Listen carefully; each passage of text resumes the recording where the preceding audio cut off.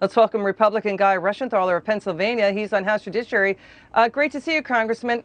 Did these officials perjure themselves before the FISA court? It's great to have you back on. Did these FBI officials perjure themselves before the FISA court? Because Christopher Steele's own sources were telling the FBI, we don't have a network of sources inside Russia, in Russian intelligence or the Russian government. This is a social circle of drinking buddies. It was warmed over gossip. They didn't have any sources whatsoever. This was a guy who was on Steele's own payroll. It was Steele's own contract worker. He was not a Russian. What do you think of all this?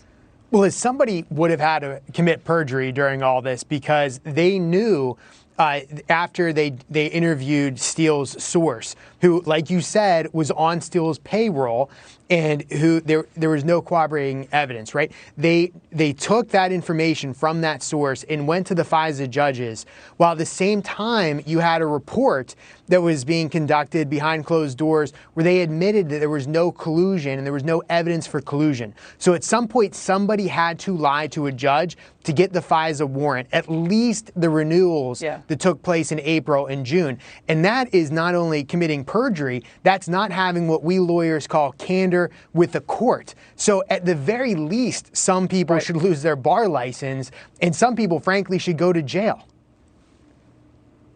Senator Graham says he wants to call in James Comey and Mr. McCabe to testify. The backdrop is Christopher Steele told a British court, he testified, he was paid by Democrats, including the Hillary Clinton campaign, to dig up dirt, to contest, to fight, to battle the 2016 election if Hillary Clinton lost and Trump won. That was a Steele dossier, but the FBI used that dossier to spy on the Trump team. And Christopher Steele was dressing up this secondhand rumor as if it was authoritative and making it sound authoritative in his reports, and it wasn't. Your reaction to that? Well, they took this report that was being paid for by the Clinton campaign. They used it to then get a warrant to spy on the Trump campaign.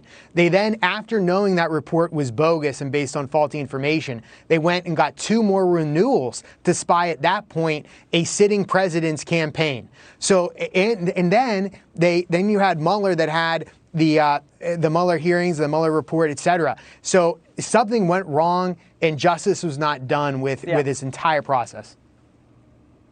And we've got this new information coming in. Watchdog group Judicial Watch releasing documents from the probe showing FBI official Peter Strzok emailing, complaining to FBI official Bill Priestap. It looks like Strzok may have wanted to secretly use FBI briefings with President Trump to gather information for the Trump-Russia probe without telling President Trump. He's emailing Bill Priestap in early January 2017.